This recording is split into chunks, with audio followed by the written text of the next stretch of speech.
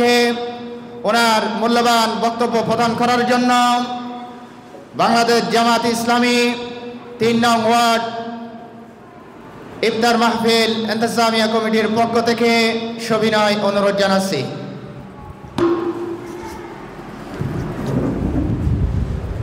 আলহামদুলিল্লাহি রাব্বিল আলামিন ওয়া আকিবাতুল লিল মুত্তাকিন ওয়াসসালাতু ওয়াসসালামু আলা রাসূলিল কারীম ওয়া আলা আলিহি ওয়া আসহাবিহি আজমাইন। আউযু বিল্লাহি মিনাশ শাইতানির রাজীম। বিসমিল্লাহির রহমানির রহিম। ইয়া আইয়ুহাল্লাযীনা আমানু কুতিবা আলাইকুমুস সিয়াম কামা কুতিবা আলাল লাযীনা মিন ক্বাবলিকুম লাআল্লাকুম তাত্তাকুন। ক্বালা আন-নবী সাল্লাল্লাহু আলাইহি ওয়াসাল্লাম আসসাওমু লি ওয়া আনা আযুযু বিহি। সাদাকাল্লাহুল মাওলানাল আযীম। বাংলাদেশ জামাত ইসলামী ৩ নম্বর ওয়ার্ড কর্তৃক আয়োজিত আজকের এই ইফতার মাহফিলের সম্মানিত শ্রদ্ধেয় মুরব্বী সভাপতি আজকের এই বৈঠকের জনাব মাওলানা ওবায়দুল হক সাহেব মাদ্দাজিল্লাহুল আলী এবং আমার দীর্ঘদিনের সহকর্মী জনাব মাস্টার গোলাম নতুন সাহেব, অন্যান্য ওলামা একরাম এবং আমার ইউনিয়ন জামাতের বাইতুল মাল সেক্রেটারি জনাব মুর্শিদুল আলম ভাই সহ সম্মানিত সুধী মণ্ডলী, আসসালামু আলাইকুম ওয়া রাহমাতুল্লাহি ওয়া বারাকাতুহু। আসলে আল্লাহ তাআলা দুনিয়ার মধ্যে মুসলমানদের জন্য যে মৌলিক ইবাদতগুলা সৃষ্টি করেছেন, বাধ্যতামূলক করেছেন আমাদের জন্য, এই ইবাদতগুলোর মধ্যে একটি ইবাদতও নাই যা দুনিয়ার মধ্যে কোনো কল্যাণ নেই। আল্লাহ তাআলা দুনিয়ার কল্যাণ ছাড়া কোনো ইবাদত পাঠায়নি, আখিরাতের কল্যাণ তো আছেই। ঠিক আজকে যে রমজান নিয়ে আলোচনা করতেছে তা যদি আমরা পর্যালোচনা করি, এখন আমাদের সময় বিকাল 5টা, আমরা শুধু খাওয়া থেকে বিরত হয়েছি মূলত একবেলা, কিন্তু আমরা কত ক্ষুধার্ত একবেলা না হওয়ার কারণে সেটা আমরা অনুভব করতেছি। আল্লাহ তাআলা মূলত রমজানটা নাজিল করেছেন, ও দুনিয়ার মানুষ, তোমার প্রতিবেশী, তোমার দেশের মানুষ এবং সমাজের মানুষ যারা দিনের পর দিন অনাহারে থাকতেছে, দিনাতিবাদ করতেছে, তাদের কি অবস্থা তুমি একটু বুঝো। এই বুঝাটার অনুভূতির জন্য আল্লাহ তাআলা রোজা আমাদের জন্য ফরজ করেছে। আমাদের জন্য কিয়ামতের যে চিত্র, জান্নাতের যে চিত্র, এতে কোনো সন্দেহ নেই, এটা আমাদের জন্য পার্মানেন্ট ব্যাপার আছে।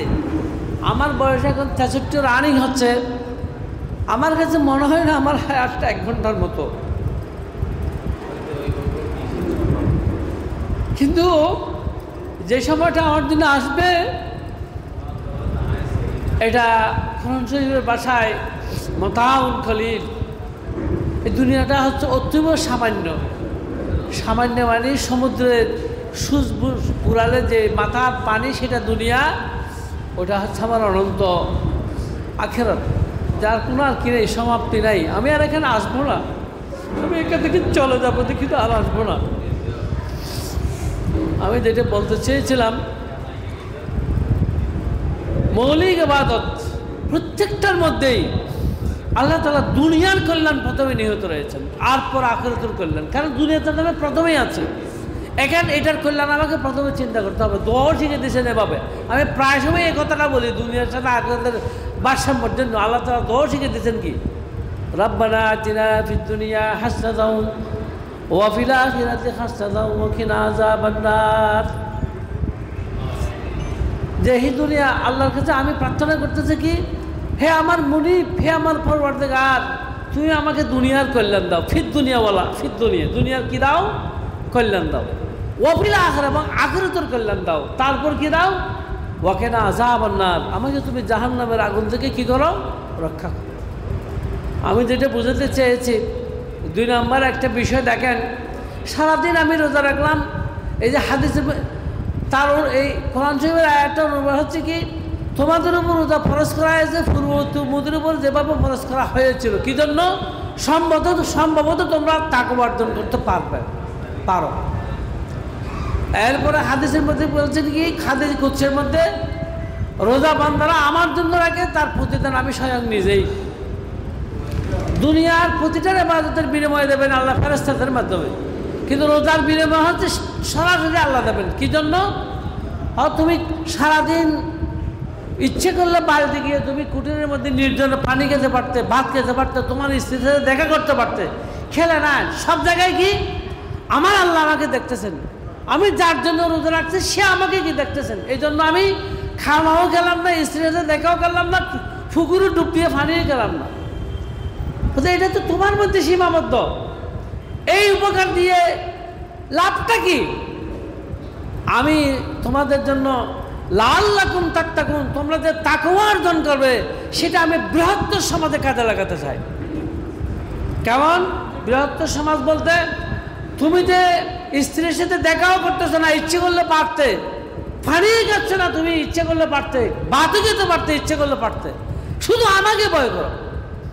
আমি চাচ্ছি এই সমাজের মধ্যে ওই প্রেসিডেন্ট থেকে শুরু করে একদম চকিদার পর্যন্ত তাদের মধ্যে এমন এক সৎ লোক, আমাকে আল্লাহ, আমার রবকে আমাকে যেভাবে ভয় করে, চেয়ারম্যান যখন কলম ধরবে তাই চিন্তা করবে আমি এই ইউনিয়নের 30,000 মানুষের উপর আঘাত করতেছি, আমার এই কলমের মাধ্যমে 30,000 মানুষের একজন মানুষের যদি ক্ষতিগ্রস্ত হয়, আমি যেই রোজা রেখেছি আল্লাহর ভয়ে, সেই আল্লাহর কাছে আমাদের কি দিতে হবে, জবাবদিহি করতে হবে।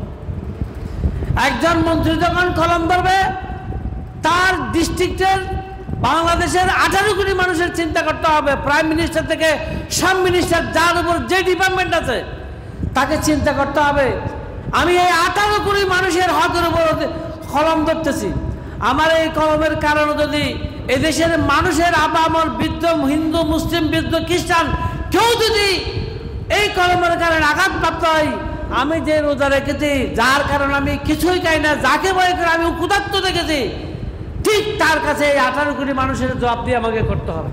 এটা হচ্ছে দুনিয়ার বাস্তব আল্লাহ তাআলা শিক্ষা দিয়েছে, আমরা সেটা বুঝি না। আমি প্রায় সময় এই কথাগুলো বলি, আমাদের 5 ওয়াক্ত, আমাদের যে 5টা মৌলিক ইবাদত আছে, 4টে মৌলিক ইবাদত আছে ইমানের মধ্যে, প্রত্যেকটা ইবাদতের মধ্যে এভাবে আছে। রমজান কেমন গুরুত্বপূর্ণ বিষয়, আজ এই রমজানের মধ্যে কোরআন শরীফ নাযিল হয়েছে বিদায় রমজানেরও গুরুত্ব বেশি, তার সময়েরও গুরুত্ব খুব বেশি।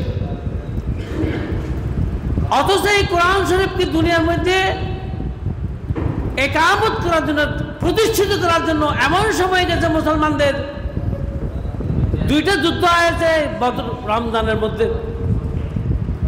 আপনারা শুনেছেন 17ই রমজান বদরের যুদ্ধ। বদরের যুদ্ধ মুসলমানদের কখন যুদ্ধ? প্রথম যুদ্ধ।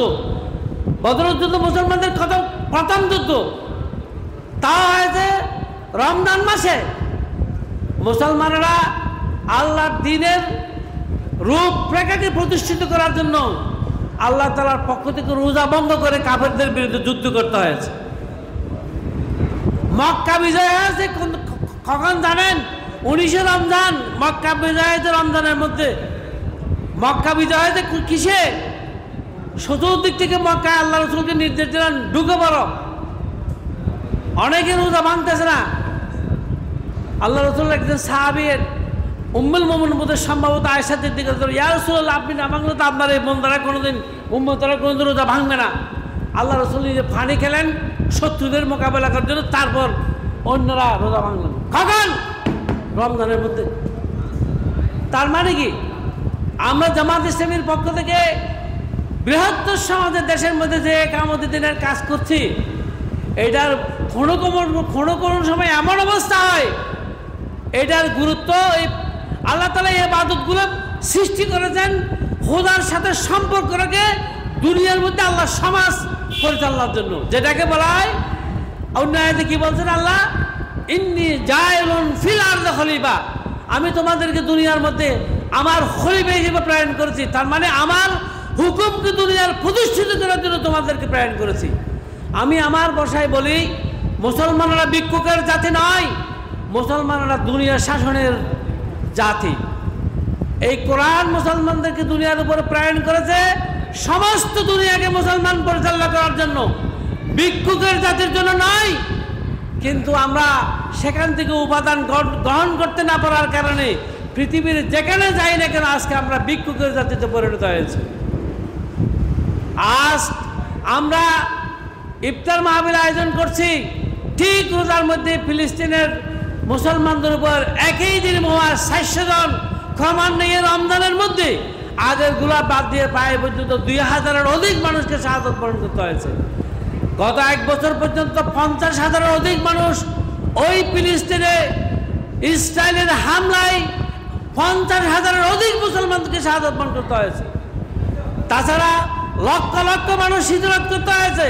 পাশে সে শক্তিশালী আরব আমিরাত, পাশে সৌদি আরব, কত বড় বড় বড় বৃদ্ধ মানুষ, মিশর, এত বড় কোনো রাষ্ট্র থাকতে আজকে আমাদের এই অবস্থা কেন?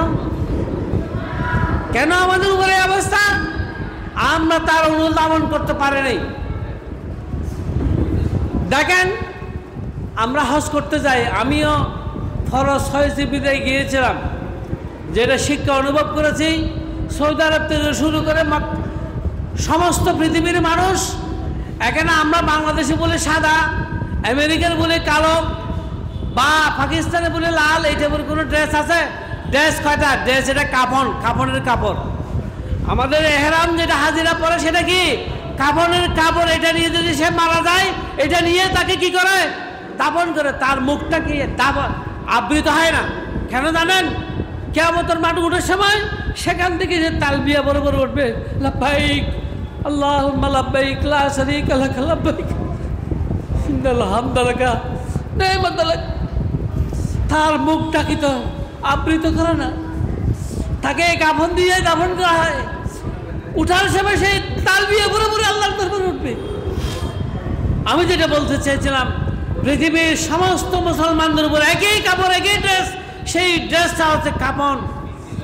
আল্লাহ তাআলা বুঝাতে চাইছেন, ওই দুনিয়ার মানুষ দেখো, আমার ডাকে আমার বান্দারা আমার এই ঘরের মধ্যে কিভাবে তাওয়াফ করতেছে পাগলের মতো। পৃথিবীর বিভিন্ন জায়গায় মানুষের মধ্যে কোনো ভেদাভেদ নেই, রঙের ভেদাভেদ নেই, শরীরের ভেদাভেদ নেই, সঙ্গে একের কাপড় নিয়ে আমার দরবারে পাগলের মতো হাজির। সেই পাগলেরা বলতেছে কি, কত সুন্দর স্লোগান, লাব্বাইক, হে আল্লাহ আমি তোমার দরবারে হাজির হয়েছি, এই শব্দ নিয়ে আমার দরবারে উপস্থিত হয়েছে। আর এত বড় মানুষ, লক্ষ লক্ষ মানুষের মূল শিক্ষা হচ্ছে, ও দুনিয়ার বাতিলেরা দেখো কি দেখবে, আমার এই বান্দাদের উপরে তো তোমরা নৃশংসভাবে ঝাঁপিয়ে পড়ো। তোমাদের দায়িত্ব কি জানো? তোমাদের উপরে পৃথিবীর যেখানেই মুসলমানরা থাকে তোমাদের উপরে ঝাঁপিয়ে পড়বে। এটা হচ্ছে মৌলিক শিক্ষা। কোরআন শরীফের সূরাতে হিজরতের ভাষায় বলছেন, ইন্নামাল মুসলিমুনা ইখওয়াতুন ফাসলিহু বাইনা আখওয়াইকুম। সমস্ত পৃথিবীর মুসলমানরা ভাই, তাদের মধ্যে কোনো ভেদাভেদ নাই। চুল দিলে টান দিলে পায়ে যেমন আঘাত হয়, বাংলাদেশের মুসলমান ফিলিস্তিনের মুসলমানের উপর আঘাত হচ্ছে, সমস্ত দুনিয়ার মুসলমানদের উপর আঘাত হওয়া উচিত ছিল। কিন্তু আজকে আমাদের ইমানের দুর্বলতার কারণে সেই শিক্ষা আমরা গ্রহণ করতে পারিনি। অথচ আমি কিছুক্ষণ আগেই বললাম, রমজানের মধ্যে দুটো যুদ্ধ সংগঠিত হয়েছে, একটা বদর যুদ্ধ আর একটা হচ্ছে মক্কা বিজয়। রোজা ভঙ্গ করে কাফেরদের বিরুদ্ধে আমরা কি করেছে? যুদ্ধ করেছে। সালাত, খন্দকের যুদ্ধের মধ্যে পরিখা হনন করতেছেন আল্লাহ রাসূল সালমান ফারসি রাহমাতুল্লাহ রাদিয়াল্লাহু তাআলার পরামর্শে চতুর্দিকে খনন করতেছে। আসরের টাইম হচ্ছে, ইয়া রাসূলুল্লাহ খনন করো। মাগরিবের টাইম হয়েছে, খনন করো, বাতিলরা চেষে পড়বে। 4 কিংবা 5 ওয়াক্ত আমার সেখানে খাজা হয়েছে। আমি যেটা বুঝতে চাইছিলাম, আল্লাহর দিন, একামতের দিনের দায়িত্ব এত বেশি গুরুত্ব, কোনো সময় এই আদর্শ রহিত হয় না। ওই যে বলছিলাম, আদেশ রহিত মানে সাময়িক। মূল স্পিডটা কি? আমাদের উপর যে মৌলিক ইবাদতগুলো প্রতিষ্ঠিত করা হয়েছে, আল্লাহর সাথে গভীর সম্পর্কের মাধ্যমে আল্লাহর খেলাফত দুনিয়ার মধ্যে প্রতিষ্ঠিতের জন্য আমাদেরকে ইবাদতগুলো আল্লাহর বন্ধনের জন্য, আল্লাহর সাথে সম্পর্ক সৃষ্টির জন্য এগুলো সৃষ্টি করা হয়েছে। এবং তা দিয়ে দুনিয়ার মধ্যে বাতিলের বিরুদ্ধে আমাদের মোকাবেলা করে আল্লাহর উলুহিয়ত দুনিয়ার প্রতিষ্ঠা হলো মুসলমানদের মৌলিক দায়িত্ব। আজকে সেই দায়িত্ব থেকে আমরা অনেক দূরে। নামাজের দিকে খেয়াল করেন, লক্ষ লক্ষ মানুষ যেখানে সালাত আদায় করে, আর সে সালাত আদায় করার সময় একজন রুকুতে যাচ্ছে, সেজদাতে যাচ্ছে, লক্ষ লক্ষ মানুষ একইভাবে অনুকরণ করতেছে। আল্লাহ তাআলার মাধ্যমে কি অনুভব করতে চেয়েছেন? ওই দুনিয়ার মুসলমানরা দেখো আমার সালাতের মধ্যে কি অবস্থা। একজন মানুষ, আমি অফিসিয়াল বস, পিয়ন আমার কাছে তো কত ভয় করে। সালাতে যখন দাঁড়িয়ে গেলাম আমার পাশেই সে রয়েছে, প্রেসিডেন্ট হলো, তার কোনো অর্ডার, তার কোনো এই ক্ষমতা নেই, তুমি আমার থেকে পেছনে চলে যাও। তার মানে কি ওই সালাতের মধ্যে ধনী দরিদ্র সবাই সমান। আর এরপর আল্লাহ বলছেন কি, লক্ষ লক্ষ মানুষ যখন সালাত আদায় করে শৃঙ্খলাবদ্ধভাবে, এই নামাজের মধ্যে কোনো শৃঙ্খলা নাই, কোনো অনিয়ম নাই, কোনো ভেদাভেদ নাই, ঠিক আমি চাই ওই মুসলমানদের সমাজের মধ্যে পৃথিবীর সালাত ভিত্তিক একটা সমাজ প্রতিষ্ঠার জন্য। তার মানে যে ইমামে একজন ইমামতের যোগ্যতার মাধ্যমে সালাত আদায় পরিচালনা করতে চান, ঠিক এই যে যোগ্যতা সম্পন্ন মানুষ সমাজের প্রত্যেকটা স্তরে এমনভাবে সমাজ চালাবে, সালাতে যেমন কোনো ভেদাভেদ বিশৃঙ্খলা নাই, আমার এই দেশ দুনিয়াও চলবে সালাতের মতো কোনো বিশৃঙ্খলা ছাড়া। এটা হচ্ছে মুসলমানদের মৌলিক বিষয়। কিন্তু তা থেকে আমরা অনেক দূরে সরে এসেছি। আমাদেরকে বুঝতে হবে, তার জন্য আমাদেরকে প্রস্তুতি নিতে হবে। আজকে আমি প্রায় সময় তার কথা বলে থাকি, আমার রক্তের হৃদয়ে গাঁথা রয়ে গেছে। ইসমাইল হানিয়া দুনিয়া থেকে পৃথিবীর আধুনিক যুগের সর্বশ্রেষ্ঠ মুজাহিদ দুনিয়া থেকে চলে গেছে। আমার কমপক্ষে 1 মাস আমার চোখ থেকে পানি বন্ধ করতে পারিনি আমি। আমার যে ছেলে আহত হয়েছে তাকে জিজ্ঞাসা করতো আমাকে পাশে এসে, কেন কাঁদছেন, আপনি কি অসুখ হয়েছে? না, আমার কোনো অসুখ নেই, চিন্তা করবে না। আমি তার জন্য আমার অথচ আত্মীয় না, ইমানের আত্মীয়তার কারণে আমি প্রায় 1 মাসের মতো তার জন্য সুখের পানি রাখতে পারিনি। আমি যেটা বলতে চেয়েছিলাম, যার বংশ পর্যন্ত 60 জনের অধিক আত্মীয় স্বজনকে দুনিয়াকে শাহাদত প্রদান করার পরে নিজে কোথায় এই ইরানের রাষ্ট্রীয় ভবন রোদের ভবনে গিয়ে তাকে শাহাদত প্রদান করতে হয়েছে। ও দুনিয়ার মানুষ, কোথায় আছো? সবাদ নাও আল্লাহর এই আতর আলোকে দুনিয়ার বাতিলদের বিরুদ্ধে মোকাবেলা করার জন্য, না হয় দুনিয়ার কোনো নিস্তার নাই। এই জন্য আল্লাহ রসুলের সামনে তো এক দিন সাহাবায়ে বসে আছেন, বলতেছেন এমন একটা দিন আসবে যখন দুনিয়ার মানুষরা তোমাদেরকে ক্ষুধার্ত মানুষের মতো তোমাদেরকে আগ্রাস করবে। প্রশ্ন করলেন, ইয়া রাসূলুল্লাহ, তখন কি আমরা সংখ্যায় খুব কম থাকবো? আল্লাহ রাসূল বলছেন, না, সংখ্যায় তোমরা খুব বেশি থাকবে। কেন আমাদের এই অবস্থা হবে? হয়তো 2টা কারণ। হুব্বুদ দুনিয়া ওয়া কারাহাতুল মাউত, দুনিয়ার ভালোবাসার মৃত্যুর ভয় তোমাকে এমনভাবে আঁকড়িয়ে ধরবে। আমার এই সুন্দর স্ত্রী, আমার এই সুন্দর বিল্ডিং, এইগুলো পেলে কোথায় যে হাতে যাবো, এই কারণেই তোমাকে ক্ষুধার্ত মানুষের মতো তোমাকে আগ্রাস করবে। প্রস্তুতি যদি সেটা নিতে না পারো, আল্লাহর হুকুমের ভিত্তিতে এই দশা সারা জীবন থাকবে। আর যদি প্রস্তুতি নিতে পারো ইসমাইল হানিয়ার মতো, দুনিয়ার সমস্ত মানুষ সারা এই রাজ্য হযরত ওমরের মধ্যে দুনিয়া আমাদের উপর করায়ত্ত হয়ে যাবে। এই জন্য আমি এই কোরআন শরীফের একটা প্রায় সময় পড়ি, স্মরণ করবেন আল্লাহর সাথে আমাদের যে চুক্তির কথা। আউযু বিল্লাহি মিনাশ শাইতানির রাজিম, ইন্নাল্লাহা আশতারা মিনাল মুমিনিনা আনফুসাহুম ওয়া আমওয়ালাহুম বিআন্না লাহুমুল জান্নাহ ইউকাতিলুনা ফি সাবিলিল্লাহি ওয়া ইয়াকতুলুনা ওয়া ইউকতালুন ওয়া আযান্না আলাইহি হাক্কান ফিত তাওরাতি ওয়াল ইনজিল ওয়াল কুরআন ওয়া মান আউফা বিআহদিহি মিনাল্লাহি ওয়াস্তাবশিরু বিবাইয়াকুম আল্লাযী বায়াতুম বিহি ওয়া যালিকা হুয়াল ফাওজুল আযীম। হে মুমিনেরা, নিশ্চয়ই এখানে শব্দ আল্লাহ ব্যবহার করছেন নিশ্চয়ই। There is no doubt, there is no confusion. আমি তোমাদের জন্য তোমাদের জান এবং মালকে আমি ক্রয় করেছি জান্নাতের বিনিময়ে। এদিকে তুমি বাতিলের বিরুদ্ধে সংগ্রাম করবে, নিজে শাহাদত বরণ করে বাতিলকে হত্যা করবে, আর তার জন্য বিনিময়ে রয়েছে তোমার জন্য জান্নাত, যে ওয়াদা আমি কোরআন তাওরাত ইনজিলে করেছি।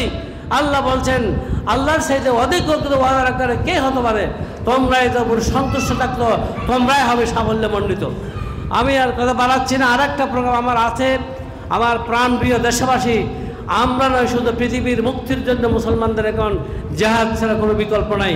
জামাত ইসলামের টার্গেট হচ্ছে এদেশের মানুষ, আপামর, গরিব, ধনী, দরিদ্র সব মানুষকে মানুষের উলিয়াত থেকে মুক্তি দিয়ে আল্লাহর উলিয়াত থেকে দাগা এবং একামতের দিনকে দিকে প্রতিষ্ঠিত করা। এই রমজানে সেই শিক্ষা থেকেই আমরা সমাজের প্রত্যেকটা ব্যবস্থার মধ্যে আল্লাহ এই শিক্ষার মাধ্যমে আমরা সমাজ ব্যবস্থাকে গড়ে তোলার জন্য, জামাত ইসলামে যোগদান করার জন্য, কর্মী হওয়ার জন্য আহ্বান করছি। দ্বিতীয় যে কথাটা আমি বলতে চাচ্ছি, আজকে আমাদের স্বাধীনতা দিবস।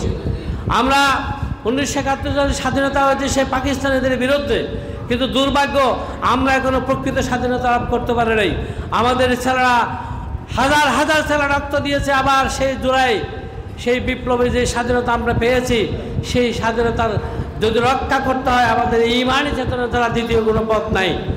আমরা তখনও স্বাধীনতা চেয়েছি, বরং আমরা এই স্বাদের কাছ থেকে গোলামের জিন্দির থেকে মুক্ত হয়েছি, কিন্তু ইন্ডিয়ার জিন্দের থেকে মুক্ত হতে পারেনি। হাসিনা বাংলাদেশ থেকে পারে যায় তার সঙ্গে বঙ্গসহ ওই ক্যাবিনেট করে এখন তার নানার দেশে ইন্ডিয়া গিয়া এখনো তাদের নিয়ে মিটিং করে বক্তৃতা দেয়। সুরের মতো সে গুজব করে টেলিফোনে কথা বলে। এই প্যাসিস্ট, তোমার সাহস থাকতে তুমি বাংলাদেশে আসো, এদেশের মানুষ তোমাকে ফাঁসির কাজ চালিয়ে প্রতিশোধ নেবে ইনশাআল্লাহ। আমরা সবাই এদেশের মধ্যে প্রকৃত স্বাধীনতার জন্য আল্লাহর কোরআনের রাজকে কায়েমের মাধ্যমে সেই প্যাসিস্টদের বিচার এদেশের মধ্যে যথার্থভাবে কায়েমের মাধ্যমে আমাদেরকে আল্লাহ তৌফিক দান করুক। একথা বলেই আমি সংক্ষিপ্ত বক্তব্য শেষ করছি। আসসালামু আলাইকুম রহমতুল্লাহি ওয়া বারাকাতুহু।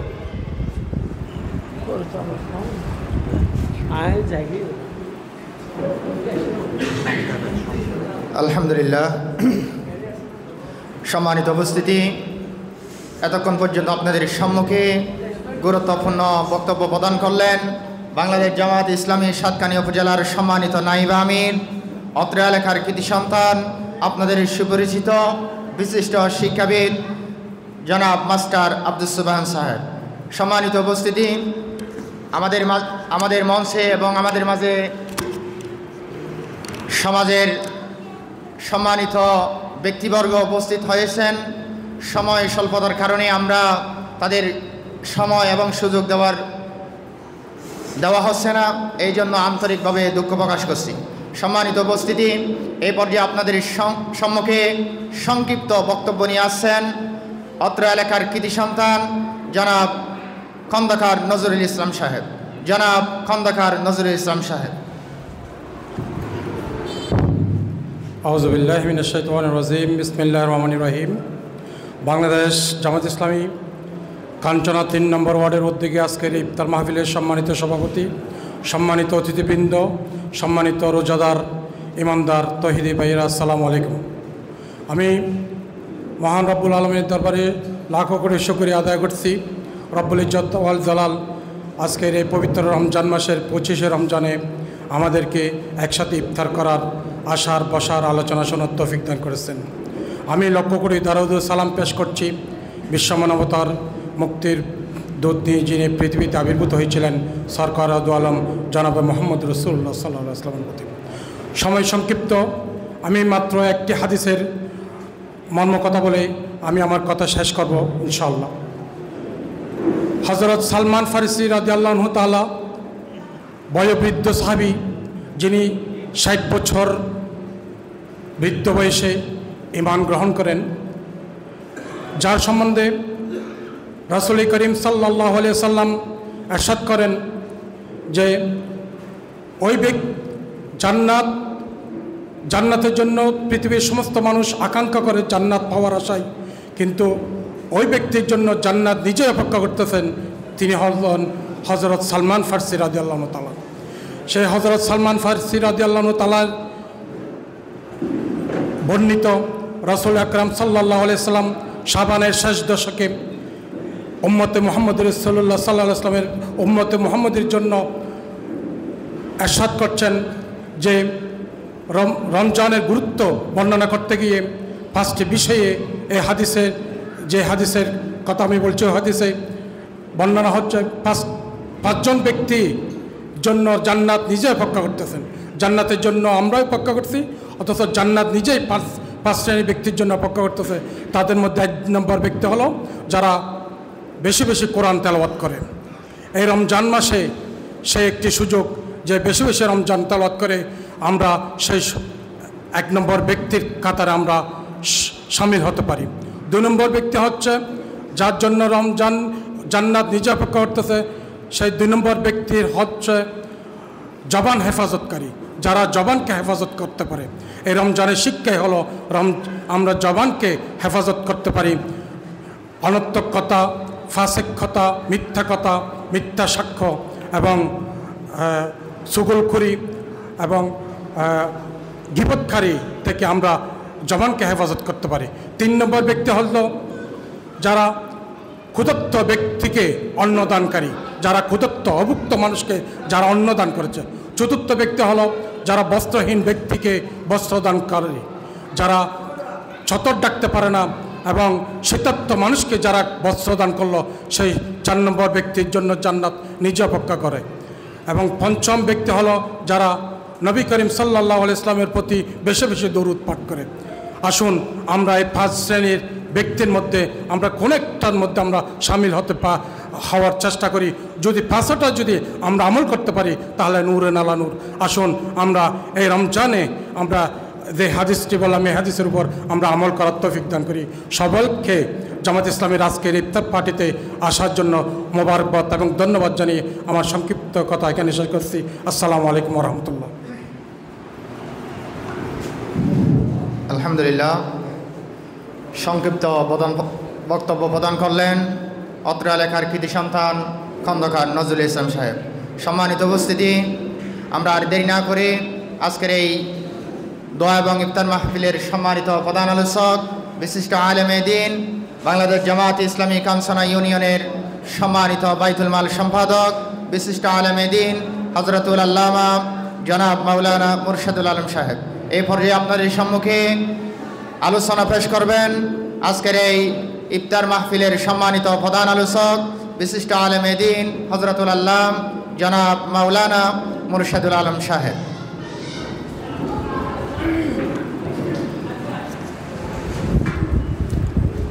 আসসালামু আলাইকুম ওয়া রাহমাতুল্লাহি ওয়া বারাকাতুহু।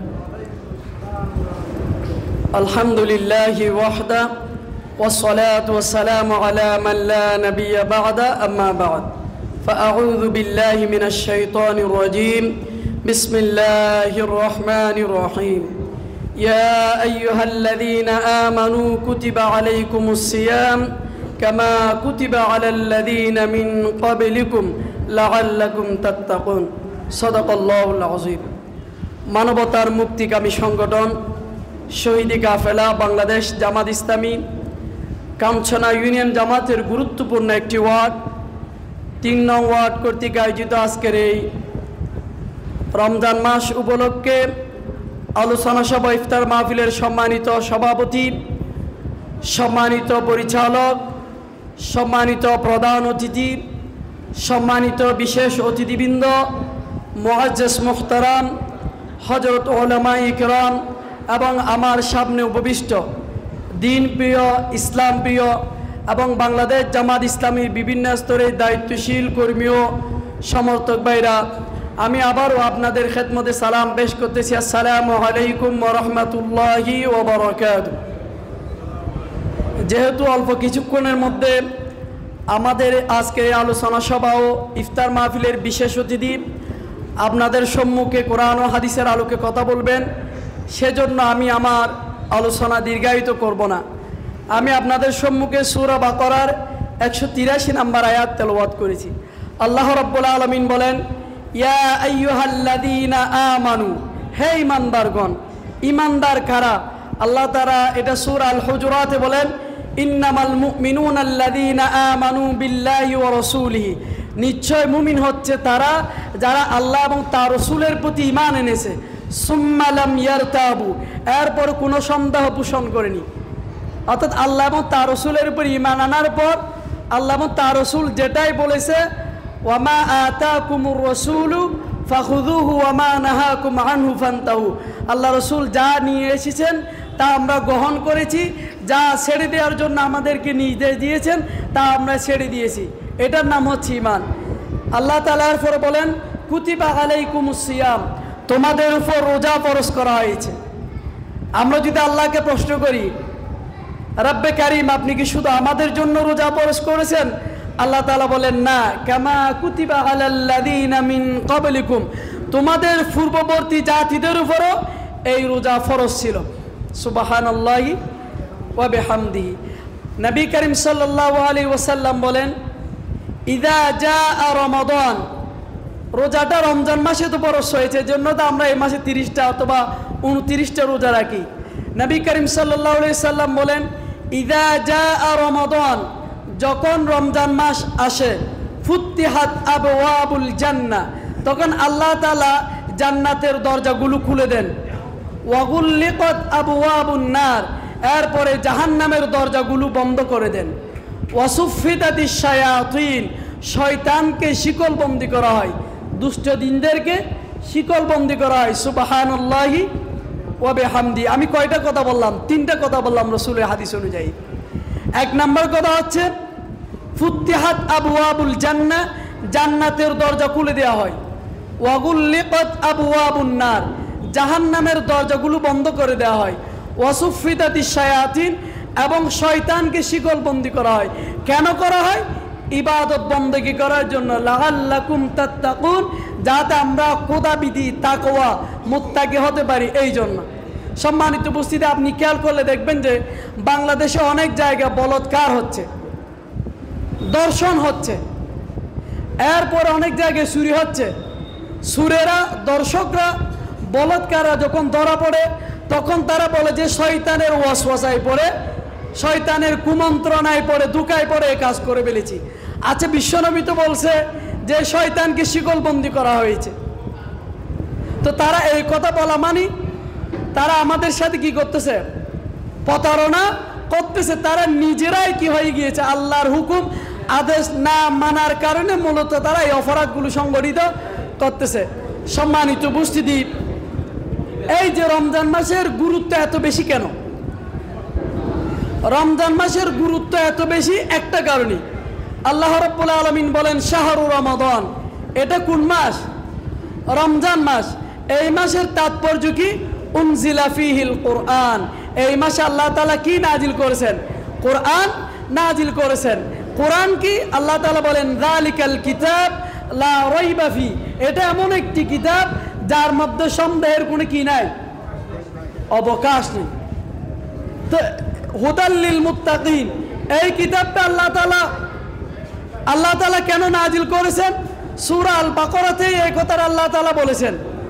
আল্লাহ তাআলা বলেছেন এই কোরআন আমি নাজিল করেছি হুদাল লিন্নাস। 183 নম্বর আয়াতে বলেছে মানুষকে পথ দেখানোর জন্য, হেদায়েত করার জন্য এই কোরআন আল্লাহ তাআলা নাজিল করেছেন। আবার সূরা বাকারার শুরুর দিকে বলেছেন হুদাল লিল মুত্তাকিন, এই কিতাবটা কাদেরকে হেদায়েত করবে? মুত্তাকিদেরকে। আবার আল্লাহ তাআলা এই যে রমজান মাস সম্পর্কে বলেছেন, আমি প্রথমে যে আয়াতটা তেলাওয়াত করেছি, আল্লাহ তাআলা বলেছেন যে কুতিবা আলাইকুমুস সিয়াম কামা কুতিবা আলাল্লাযিনা মিন ক্বাবলিকুম লাআল্লাকুম তাত্তাকুন। তোমাদের উপর রোজা ফরজ করা হয়েছে যা তোমাদের পূর্ববর্তীদের উপর ফরজ ছিল। কেন ফরজ ছিল? এটা কেন করা হয়েছে? লাআল্লাকুম তাত্তাকুন, যাতে আমরা তাকওয়া অর্জন করতে পারি। আবার সূরা বাকারার শুরুতে বলেছেন আল্লাহ তাআলা হুদাল লিল মুত্তাকিন, এই কিতাবটা মুত্তাকিদেরকে পথ দেখাবে। এখন মুত্তাকি কারা? আল্লাহ তাআলা সূরা বাকারার শুরুতে বলেছেন মুত্তাকি হচ্ছে তারা যাদের 4-5টা